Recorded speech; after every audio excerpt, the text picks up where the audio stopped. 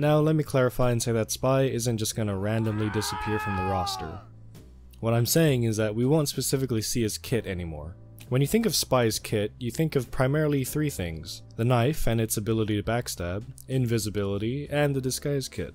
Since TF2's release, there have been many games that have used TF2's class system as a template to build their game off of. The most notable example being Overwatch. In fact, some of Overwatch's heroes seem to be inspired from TF2. For example, Demoman seems to be the inspiration for Junkrat. Both rely on explosives to spam choke points and deal damage, and also have great mobility, as Demoman can sticky jump and Junkrat can also jump around with his concussion mines. And yes, I know that Demo's sticky launcher is basically his main weapon, just forget about that for this comparison. Pharah is basically Soldier without the self damage and a built-in base jumper. Scout and Tracer both have a low health pool compared to the others, but make up for it with their incredible mobility.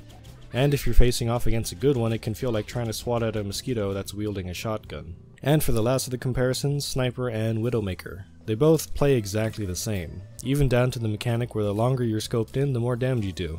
The only difference being that if Sniper threw a jar of piss at you, you would be disgusted, whereas if Widow did that, unfortunately not everyone would be grossed out by it. I know other heroes and class shooters exist besides Overwatch, but I'm more familiar with Overwatch, so we're gonna go with that.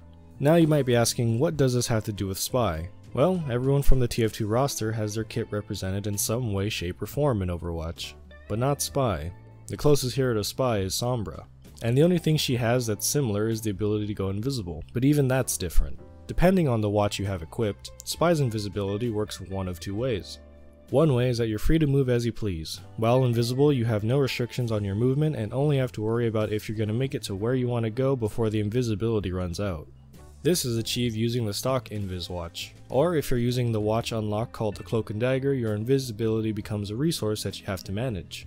With the Cloak and Dagger, your invisibility will recharge if you're standing still, and only drains when you're moving. How much depends on how fast you're moving, meaning that if you're walking around, your cloak drains faster than if you covered the same distance while crouched.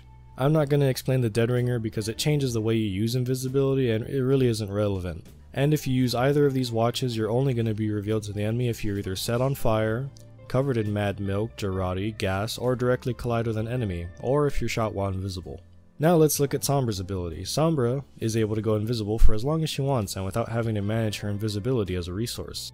Her downside though is that she doesn't have to directly collide with somebody to be revealed to the enemy.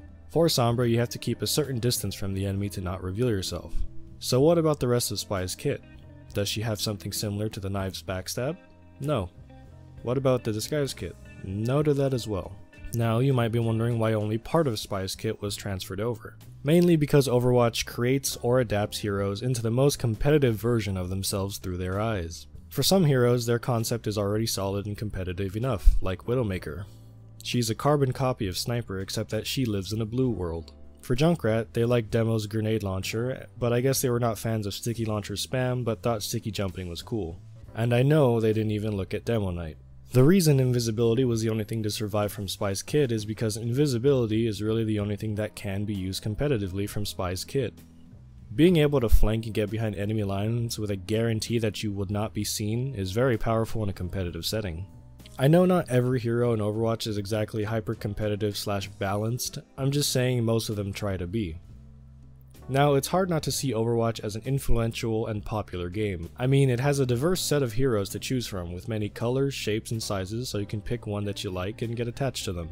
It also has a more colorful color palette in its game world compared to most other games. From the beginning, Overwatch was meant to attract as many eyes as possible.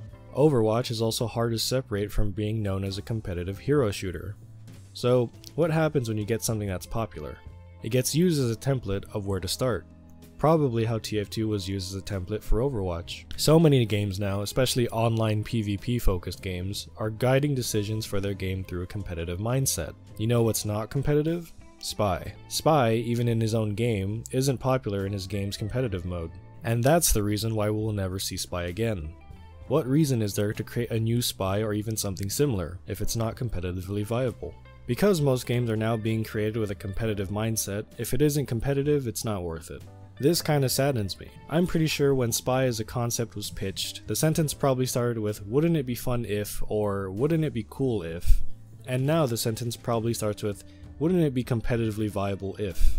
Now, I'm not saying it's impossible to have fun in competitive games, I'm just saying sometimes I wish there was more game in a game. If you have ever played a competitive game before, I'm pretty sure once or twice you probably strayed from the meta to play with a weird toy because it was fun to play with and different. For me, that weird toy is Spy.